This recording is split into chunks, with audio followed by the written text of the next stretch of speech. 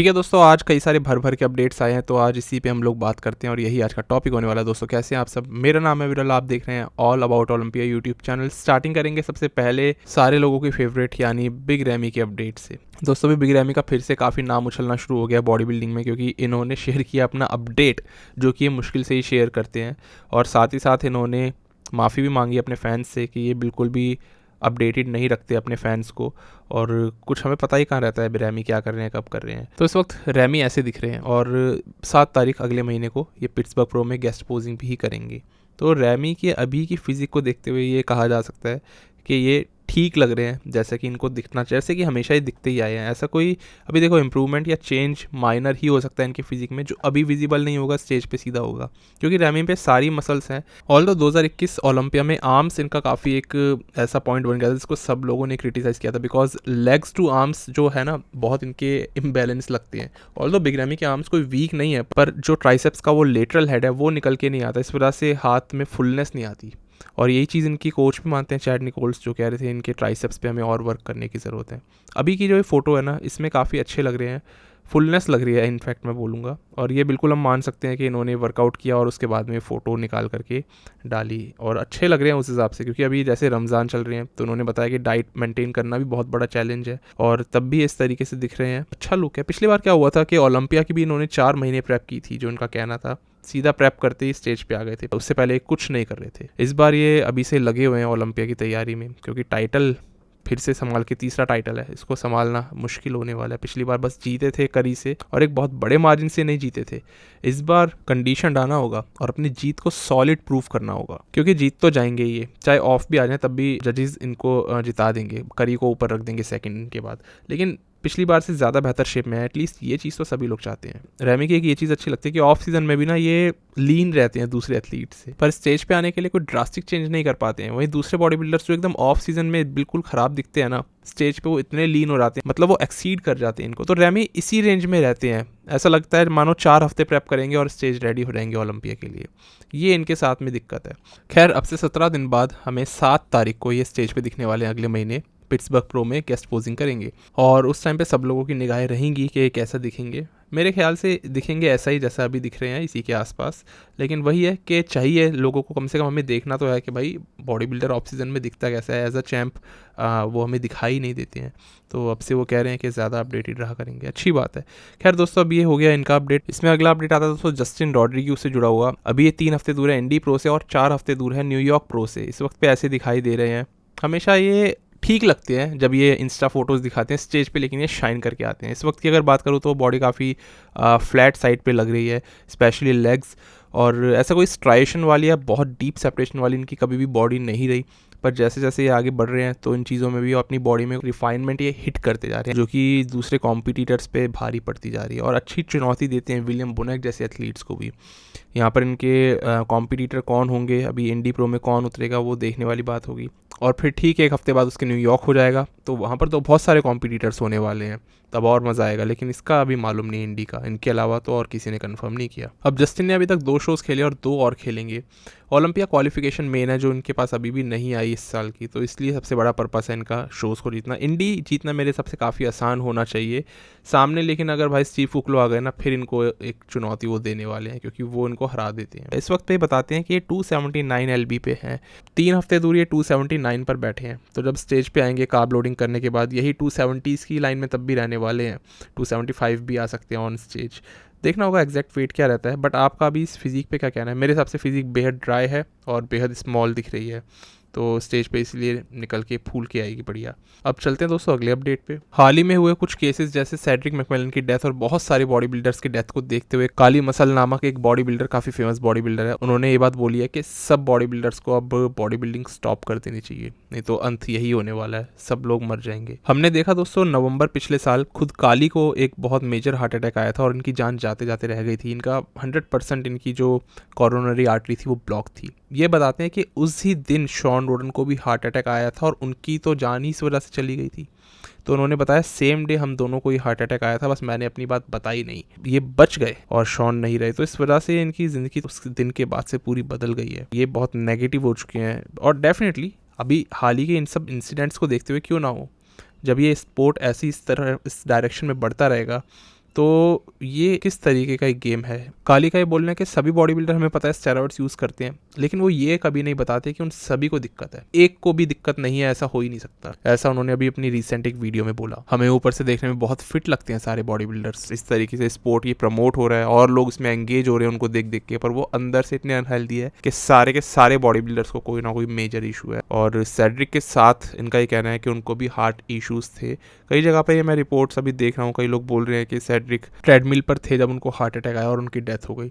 कुछ जगहों पर अभी ये बात उठ रही है, पर जब तक कोई ऑफिशियल रिपोर्ट नहीं आती ना और उनकी फैमिली की तरफ से सबसे बड़ी बात है एक रीज़न निकल के नहीं आता, हम नहीं मान सकते। बिकॉज हमें मालूम है ल्यूक सैंडो के केस में सब लोग ये मान चुके थे कि उन्होंने सुसाइड किया है, जबकि उनकी फैमिली बाद में आके बोलती है कि वो हार्ट फेलियर से मरे थे। तो इसीलिए अभी मैं किसी भी और इसलिए अफवाह पे यकीन नहीं कर रहा हूँ। फिलहाल काली का ये बोलना है कि सेड्रिक को हार्ट इश्यूज़ थे, शॉन रोडन को हार्ट इश्यूज़ थे, हर एक बॉडी बिल्डर को पिछले साल जिनकी डेथ हुई है मेजरली हार्ट अटैक के कारण हुई है। और यहाँ पर ये बोलते हैं कि सब बॉडी बिल्डर्स को बॉडी बिल्डिंग क्विट कर देनी चाहिए। जैसे कि मैं कई बार बोलते हैं कि इस गेम को रीस्ट्रक्चर करने की बहुत ज़रूरत है और ये देखने की ज़रूरत है कि बॉडी बिल्डर्स कर क्या रहे हैं। वो खुद या तो इग्नोर करते हैं या उनको पता भी होती है वो बात, तब भी वो बॉडी बिल्डिंग में अपने गेम में इतने ज़्यादा उससे कमिटेड होते हैं कि उसको छोड़ना नहीं चाहते।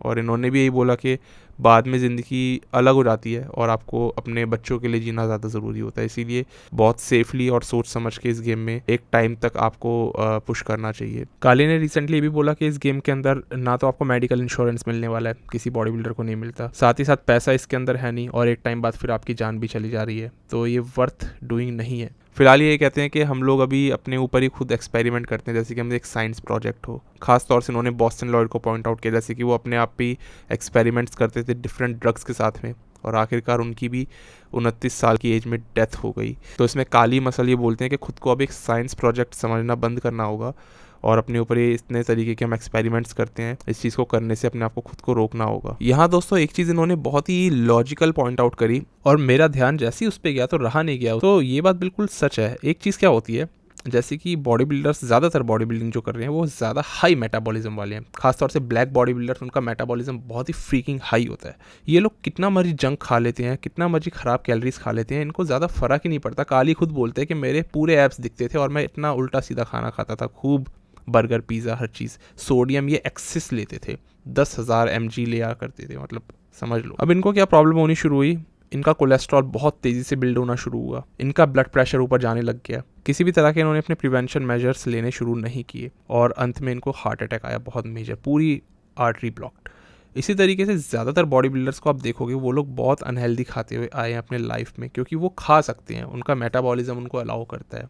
पर अगर आप इतने ख़राब कैलोरीज और ख़राब कार्ब्स खाने के बाद भी ऊपर से लीन हो, इसका मतलब ये नहीं है कि अंदर आपके कोलेस्ट्रॉल बिल्ड नहीं हो रहा है, इसका मतलब ये नहीं है कि आपका ब्लड प्रेशर राइज नहीं हो रहा है। और ये काफ़ी बड़ा कंट्रीब्यूटर है इस चीज़ के अंदर कि आज बॉडी बिल्डर्स को जो हार्ट अटैक आ रहे हैं। 40+ की एज के बाद तो सारे बॉडी बिल्डर्स compete करते हैं आज, और ऊपर से ड्रग्स आज डेफिनेटली ज़्यादा है, उस लेवल का आज हार्डवर्क नहीं है बॉडी बिल्डर्स में, लेकिन ड्रग यूजेज इतना ज़्यादा हो गया। इसलिए हम देखते हैं जॉइंट्स आजकल बॉडी बिल्डर्स के कहाँ जाते हैं, खेलते ही रहते हैं लंबे अरसे तक, उस तरीके से ना इंजरी होती है। अब जैसे पहले बॉडी बिल्डर इतना हार्ड हैवी उठाते थे, इंजर्ड हो जाते थे, आज बॉडी बिल्डर्स लंबा खेलते ज़रूर है। ये एज जो कि बिल्कुल अनहेल्दी है, किसी भी तरीके से एक आदमी अगर 280 पाउंड्स 290 पाउंड्स पे है एक हार्ट अटैक खाने के बाद, वो एक हेल्दी स्टेट तो नहीं है उसके लिए।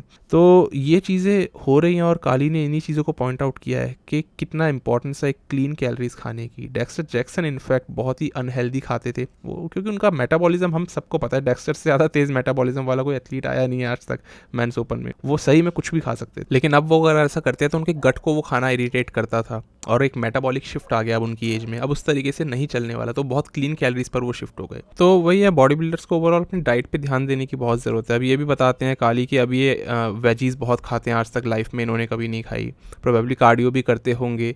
तो ये सब चीज़ें हैं जो फ़र्क डालती है एज बढ़ने के साथ साथ। खैर ये इनका कहना था, बाकी मैंने भी आपको बोला है कि बॉडी बिल्डिंग को एक ज़रूरत है सही से अब ध्यान देने की, खासतौर से प्रमोटर्स को, कि और जाने ना जाए। और टेस्ट जो बॉडी बिल्डर्स नहीं करवाते हैं, एक बहुत बड़ा रीज़न ये साबित हुआ है। लाइक जॉन मेडोज इग्नोरेंट थे वो अपने टेस्ट को लेकर के, डॉक्टर्स पे कम और कोचेस पे ज़्यादा भरोसा करते हैं एथलीट्स, ये सब कुछ रीजंस। फिलहाल काली मसल का ये कहना है कि बॉडी बिल्डिंग अच्छा गेम नहीं है खेलने के लिए और अब बॉडी बिल्डर्स को ड्रग यूजेज स्टॉप कर देना चाहिए। अब दोस्तों अगला अपडेट भी इसी चीज़ से जुड़ा हुआ है। 16 अप्रैल को किसी ने टेरेंस रफिन से बात पूछी थी कि क्या होगा बॉडी बिल्डर्स का, और जिस तरीके से डेथ्स हो रही है कि आपको भी चिंता होती है। तो फैंस पूछते हैं ना इस तरीके से इंस्टाग्राम पे क्वेश्चंस, तो उन्होंने ये आंसर दिया है कि ये इस चीज़ से काफ़ी ज़्यादा नोन है और अपनी लिमिट्स में रह कर के किस तरह बॉडी बिल्डिंग करनी है इनको ये चीज़ अच्छे से पता है, किस तरह रेगुलर टेस्ट और सब चीज़ें करवानी है, उस चीज़ का ध्यान रखते हैं। लेकिन सबसे बड़ी बात इन्होंने बोली कि बस ये 3 साल या और कुछ साल खेल करके रिटायरमेंट ले लेंगे, अभी से ही बोल रहे हैं ये बात, क्योंकि ये अपनी हेल्थ के लिए ज़्यादा कंसर्न है। मतलब इस चीज़ में ये एक नए एथलीट, एक क्लासिक एथलीट ये बात बोल रहा है कि मैं 3 साल बाद रिटायरमेंट ले लूँगा। चलो 3 नहीं 5 साल बाद वो ले लेंगे, लेकिन फिर भी कितना कम टाइम है बॉडी बिल्डिंग में ये चीज़ इतना एक नए एथलीट के लिए ये बात बोल देना।